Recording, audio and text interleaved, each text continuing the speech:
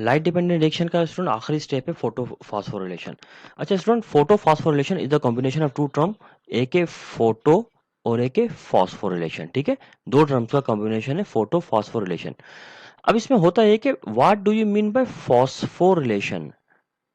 Phosphorylation का मतलब होता है फॉर्मेशन ऑफ एटीपी, यानी एटीपी की फॉर्मेशन को कहते हैं फॉर्मेशन ऑफ एटीपी, या यूं कह लें कि addition of phosphate in something, addition of phosphate, किसी भी चीज में फॉस्फेट ऐड हो जाए और एटीपी बनते हुए फॉस्फेट ही ऐड हो रहा होता है।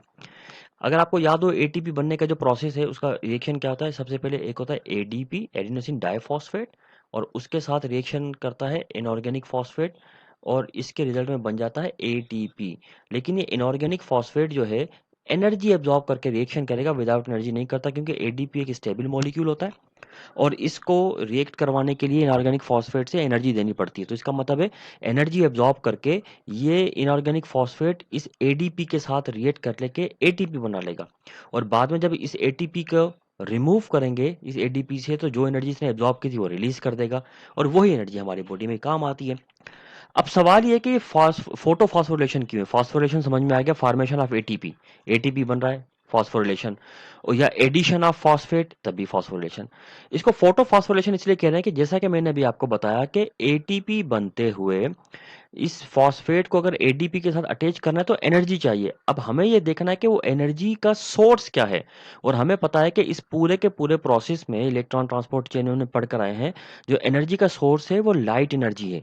लाइट एनर्जी को यूज करके सारे प्रोसेस हो रहे हैं, तो इसीलिए इस पूरे प्रोसेस को फोटो फास्फोरिलेशन कहते हैं।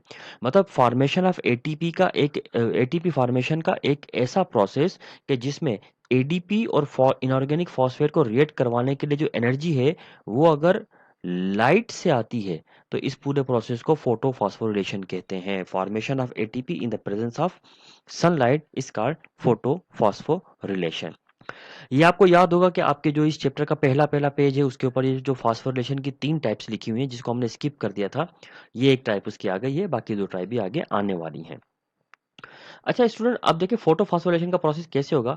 मिसाल के तौर पे ये अब डायग्राम देखें। अब हमारे पास सिर्फ एक ही कॉम्प्लेक्स रह गया है, वो एटीपी सिंथेस कॉम्प्लेक्स। अब इस पूरे के पूरे जितना भी चेन चलती रहती है, प्रोसेस चलता रहता है, लेकिन इस पूरे प्रोसेस में हाइड्रोजन आयन की कंसंट्रेशन मुसलसल थैलाकोइड ल्यूमेन के अंदर बढ़ती जाती है और बहुत ही ज्यादा हो जाती है। और मैंने बताया था कि हाइड्रोजन आयन कंसंट्रेशन कहाँ से आई है। ये जो साइटोक्रोम बीएफ कॉम्प्लेक्स है स्ट्रोमा से हाइड्रोजन आयन को अंदर की जाने पंप करता है, और जब ये पंप करता है तो यहाँ पर जो इलेक्ट्रॉन्स मौजूद हैं, इन इलेक्ट्रॉन्स की एनर्जी को एब्जॉर्ब करके हाइड्रोजन आ जाते हैं इस थैलाकोइड के ल्यूमेन में। फिर क्या होता है कि अब इनके पास आने का तो एक ही रास्ता है, साइटोक्रोम बीएफ कॉम्प्लेक्स, तो जाने का भी इनके पास एक ही रास्ता है और वो है एटीपेज सिंथेस। अब चूंकि हाइड्रोजन आयन के बाहर निकल का सिर्फ एक रास्ता है, वो है एटीपी सिंथेस कॉम्प्लेक्स, मतलब ये वो जगह है जहां से हाइड्रोजन आयन बाहर निकल सकते हैं। तो होता है कि सबसे पहले एक हाइड्रोजन आयन यहाँ से बाहर निकलता है और वो अपनी एनर्जी प्रोवाइड कर देता है एटीपी सिंथेस कॉम्प्लेक्स को। फिर दूसरा यहाँ से बाहर निकलेगा, वो अपनी एनर्जी प्रोवाइड कर देगा।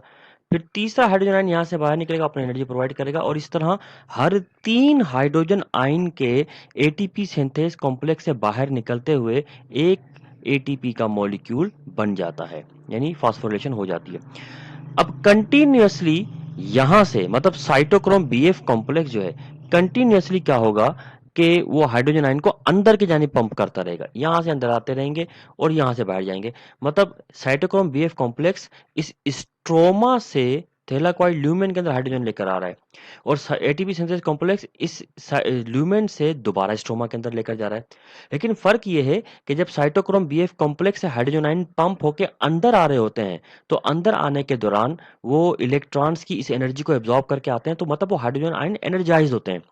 लेकिन जब वो यहां से मूव करके जा रहे होते हैं तो वही एनर्जी इसको देकर जाते हैं, मतलब दोबारा से अपनी एनर्जी लॉस करके फिर स्ट्रोमा में आ जाते हैं। अब इस तरह से अगर आपके जहन में ये सवाल आ रहा है कि सर ये हाइड्रोजन आयन स्ट्रोमा में आते कहाँ से और सारे ये मुसलसल पंप कर रहे हैं तो खत्म क्यों नहीं हो रहे, ये कभी भी खत्म नहीं होंगे, क्योंकि मुसलसल यहाँ से अंदर आते जाएंगे साइटोक्रोम बीएफ कॉम्प्लेक्स से, और एटीपी सिंथेस कॉम्प्लेक्स से बाहर जाते जाएंगे। बस फर्क मैंने बता दिया कि वहां से एनर्जी लेकर आते हैं, यहाँ पर एनर्जी देकर जाते हैं।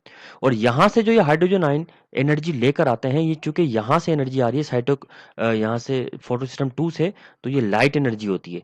इसीलिए इस फोटोसिंथेसिस के और इस फास्फोरिलेशन के प्रोसेस को हम फोटो फास्फोरिलेशन कहते हैं, और ये प्रोसेस कंटिन्यूअसली चलता जाता है।